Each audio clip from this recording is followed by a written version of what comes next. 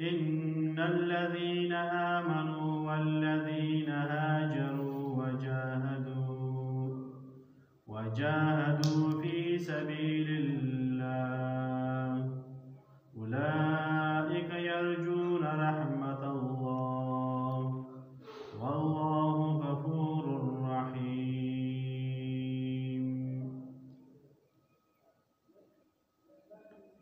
سورة بقرہ شروع مخکې آیات کې الله رب العزت د مؤمنانو حال بیان کړ په دې طریقې سره چې دا کافر خلک دوی تاسو چې کلم د دین او د خپل دین پرچار کول د پرېږدي نه که کوم ځای کې هم د کافرو په مسلمانانو مؤمنانو خلکو باندې وس ورسېدل نو تاسو به د الله تعالی لیارې نه د الله تعالی دین نه وبندوي او همیشه دپاره تاریخ په دې روان دی چې په کومې زمانې کوم ټایم کې هم کافرو په مسلمانانو باندې وس ورسېږي نو هغه ځای کې دوی عزت لوټ کوي او د دوی دین چې دا ختموي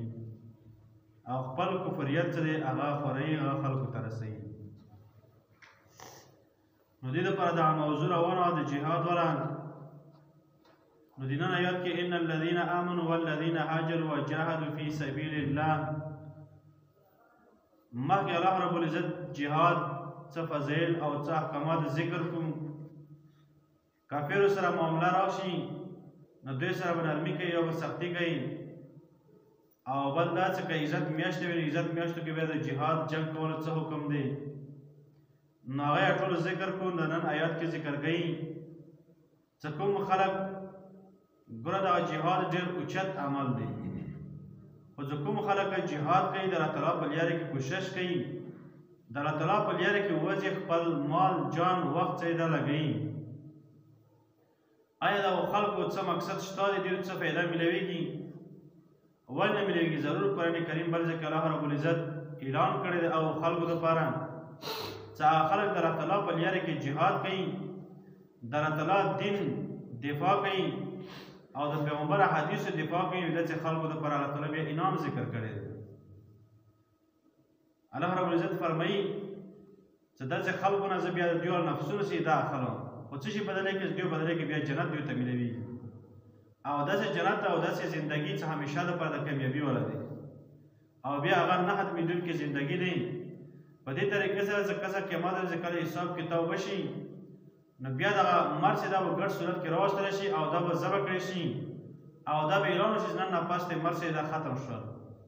څوک جنت ته لاړل هغه خوش قسمته خلک دي هغه جنتیان شول او څوک چې همیشه دپاره د جهنم والا جوړ شول نو هغه همیشه دپاره جهنم کې به وي. او بیا دې والا څه گفتګو د جنت او جهنم په منځ باره کې کوم خلک وي هغه بیا ذکر کړي په سورة یاسین کې او دا خلک دا کوم جنت ته لاړ وي دوی به دا فکر کوي چې یاره کوم خلک دنیا کې موږ سره اوس د موږ خبرې نه منل هغه څه شول او کوم د جهنمیان دوی دا فکر کوي چې یاره دنیا کې څه خلک مو ته یېلو چې یاره راشو د الله تعالی کتاب ته کښېنو پیغمبر حدیث ته 2 منټه کښېنو او همدارنګې د دین دپاره څو منټه ټایم ورکړو نو دا کامیابي دی او قیامت ورځې که نور څه نه وي دغه ټایم حساب ورته سره نه کېږي نو هغه خلک څه شو چې مو ته اوازونه کول نو دې ټایم کې دغه جهنمیان چې جنتیان چې دوی به سترګې وغړوي نو د جهنم والا خلک چې وکسي دوی به د الله تعالی شکریا به ادا کړي الحمدلله وایي چې یاره که موږ د الله تعالی احکامات د پیغمبر طریقو باندې عمل نه وی کړی د الله تعالی کتاب باندې عمل نه وی کړی نو موږ به دا شان حال وي او دوی به دا وایي چې یاره همیشه دپاره جهنم والا خلک چې دوی ناکام شو او دوی ته به سزاګانې میلویږي جهنمیانو ته او جنت والا خلک همیشه دپاره کامیابي زندګي کې وي.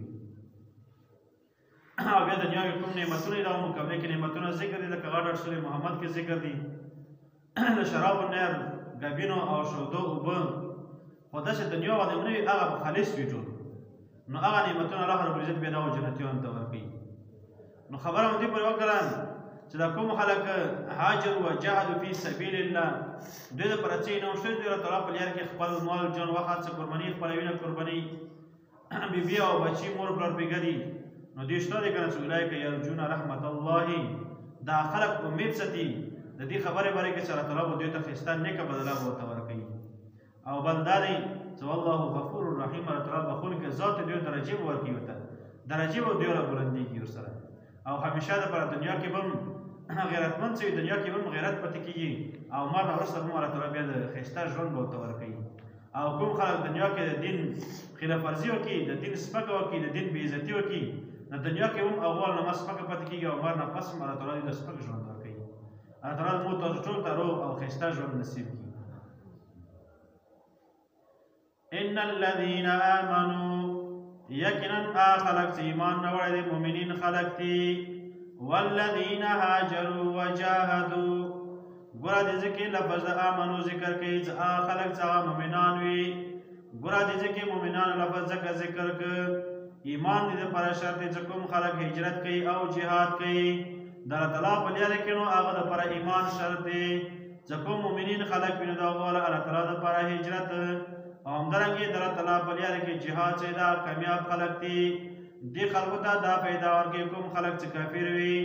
نو هغو ته بیا د هجرت او د جنګېدل چې دي د هغې څه فایده هم نه ورکوي. نو ان الذین آمنوا والذین هاجروا وجاهدوا فی سبیل الله، دیو هجرت کوي د الله تعالی په لاره کې. هجرت مطلب دا چې خپل کور، خپل وطن او خپل علاقه پرېږدي، د دغو کافرو ظالمانو د وجې نه خپل دین نشي آزاد کړلی، ازادي سره خپل دین د دین احکامات نشي ادا کولی، نو ظلم او ستک نه تنګ شي، لاړ شي بل علاقې بل وطن ته هجرت وکړي. وجاهدوا او د الله تعالی په لاره کې جهاد کوي. اولئک یرجون رحمت الله، خدا خلک دي چې دوی امید ساتي، د الله تعالی نه تمه ساتي، د دې خبرې والا چې دوی ته به الله تعالی ښایسته بدله ورکوي. والله غفور رحیم، او دا الله تعالی بخونکی او رحم کوونکی دی.